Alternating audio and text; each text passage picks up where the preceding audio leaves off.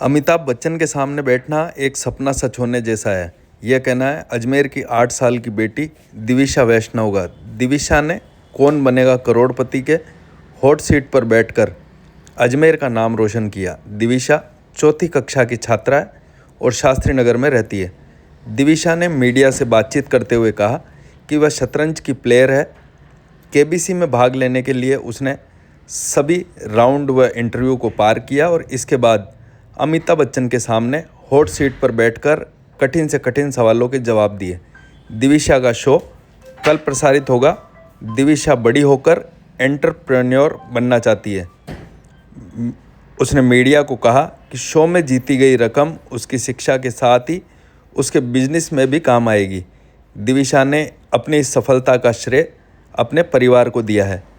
दिविशा की मां सुदर्शना वैष्णव ने कहा कि दिविशा शुरू से पढ़ाई में होशियार है और शतरंज की भी अच्छी प्लेयर है। उसने इसके लिए थोड़ी तैयारी भी की और अच्छे से वहां भाग लेकर अजमेर का नाम रोशन किया। दिविशा की बातों से अमिताभ बच्चन भी खासे प्रभावित हुए हैं। दिविशा का शो कल यानी 6 अक्टूबर को प्रसारित होगा।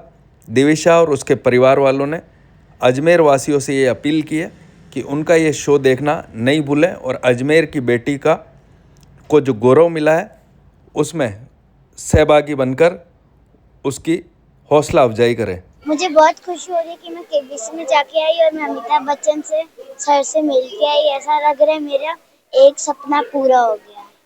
मुझे बहुत खुशी है मैं केबीसी में जाके आई और मैं वो एक मुहावरा होता है ना, फूलाना समाना, वैसा लग रहा है। और अब मैंने आगे का कुछ सोचा नहीं है। केबीसी में किसके साथ बैठे थे आप?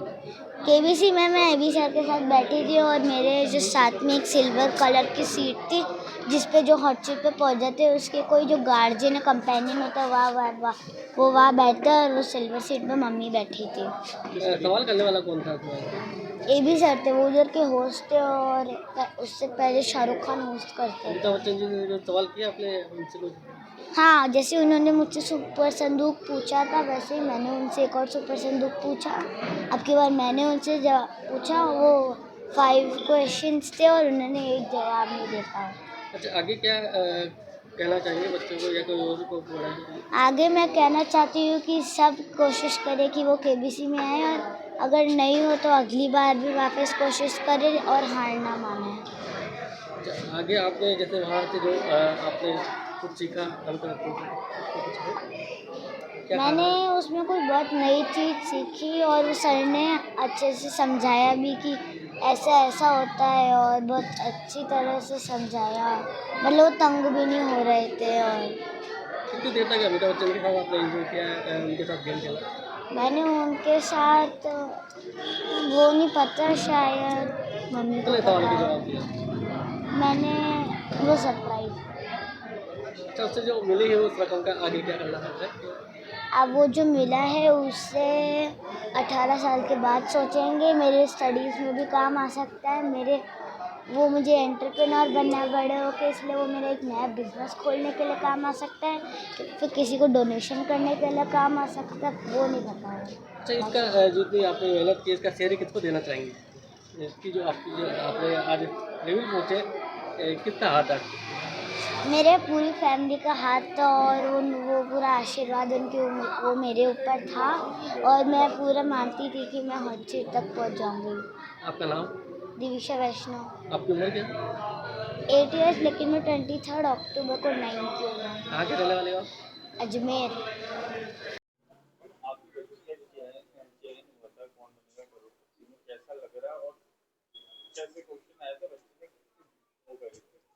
सर, मेरी पुत्री दिविशा वैष्णव का केबीसी जूनियर सीजन 17 में चयन हुआ है।